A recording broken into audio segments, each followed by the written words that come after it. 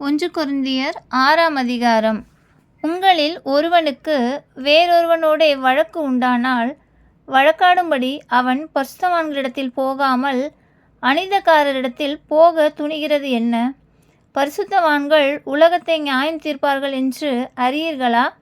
உலகம் உங்களால் நியாயம் தீர்க்கப்படுவதாயிருக்க அற்ப வழக்குகளை தீர்க்க நீங்கள் அபத்திரரா?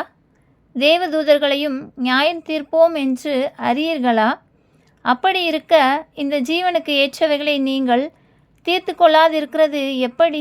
இந்த ஜீவனுக்கு ஏற்ற வழக்குகள் உங்களுக்கு இருந்தால் தீர்ப்பு செய்கிறதற்கு சபையில் அற்பமாய் எண்ணப்பட்டவர்களை நியமித்து கொள்ளுங்கள். உங்களுக்கு வெட்கம் உண்டாகும்படி இதை சொல்லுகிறேன். சகோதரனுக்கும் சகோதரனுக்கும் உண்டான வழக்கை தீர்க்கத்தக்க விவேகி ஒருவனாகிலும் உங்களுக்குள் இல்லையா? சகோதரனோடே சகோதரன் வழக்காடுகிறான், அவிசுவாசிகளுக்கு முன்பாகவும் அப்படி செய்கிறான். நீங்கள் ஒருவரோடு ஒருவர் வழக்காடுகிறது எவ்விதத்திலும் குற்றமாக இருக்கிறது. அப்படி செய்கிறதை விட நீங்கள் ஏன் அநியாயத்தை சகித்து கொள்கிறதில்லை? ஏன் நஷ்டத்தை பொறுத்து கொள்கிறதில்லை? நீங்களே அநியாயம் செய்கிறீர்கள், நஷ்டப்படுத்துகிறீர்கள், சகோதரருக்கும் அப்படி செய்கிறீர்களே. அநியாயக்காரர் தேவனுடைய ராஜ்யத்தை சுதந்தரிப்பது இல்லை என்று அறியீர்களா?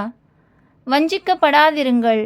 வேசி மார்க்கத்தாரும் விக்கிரக ஆராதனைக்காரரும் விபச்சாரக்காரரும் சுய புணர்ச்சிக்காரரும் ஆண் புணர்ச்சிக்காரரும் திருடரும் பொருளாசைக்காரரும் வெறியரும் உதாசீனரும் கொள்ளைக்காரரும் தேவனுடைய ராஜ்யத்தை சுதந்தரிப்பது இல்லை. உங்களில் சிலர் இப்படிப்பட்டவர்களாய் இருந்தீர்கள். ஆயினும் கர்த்தராகிய இயேசுவின் நாமத்தினாலும் நமது தேவனுடைய ஆவியினாலும் கழுவப்பட்டீர்கள், பரிசுத்தமாக்கப்பட்டீர்கள், நீதிமான்களாக்கப்பட்டீர்கள். எல்லாவற்றையும் அனுபவிக்க எனக்கு அதிகாரம் உண்டு, ஆகிலும் எல்லாம் தகுதியாய் இராது. எல்லாவற்றையும் அனுபவிக்க எனக்கு அதிகாரம் உண்டு, ஆகிலும் நான் ஒன்றிற்கும் அடிமைப்பட மாட்டேன். வயிற்றுக்கு போஜனமும் போஜனத்துக்கு வயிறும் ஏற்கும். ஆனாலும் தேவன் இதையும் அதையும் அழிய பண்ணுவார்.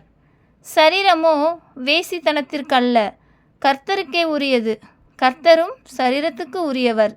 தேவன் கர்த்தரை எழுப்பினாரே, நம்மையும் தமது வல்லமையினாலே எழுப்புவார்.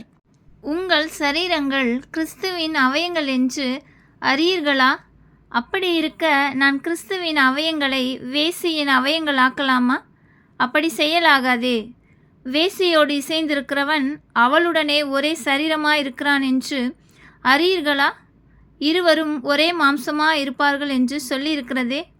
அப்படியே கர்த்தரோடு இசைந்திருக்கிறவனும் அவருடனே ஒரே ஆவியாய் இருக்கிறான். வேசித்தனத்திற்கு விலகி ஓடுங்கள். மனுஷன் செய்கிற எந்த பாவமும் சரீரத்திற்கு புறம்பாயிருக்கும். வேசித்தனம் செய்கிறவனோ தன் சுய சரீரத்திற்கு விரோதமாய் பாவம் செய்கிறான். உங்கள் சரீரமானது நீங்கள் தேவனாலே பெற்றும் உங்களில் தங்கியும் இருக்கிற பரிசுத்த ஆவியினுடைய ஆலயமாய் இருக்கிறதென்றும் நீங்கள் உங்களுடையவர்கள் அல்ல என்றும் அறியீர்களா? கிரயத்துக்கு கொல்லப்பட்டீர்களே, ஆகையால் தேவனுக்கு உடையவைகளாகிய உங்கள் சரீரத்தினாலும் உங்கள் ஆவியினாலும் தேவனை மகிமைப்படுத்துங்கள். ஆமென்.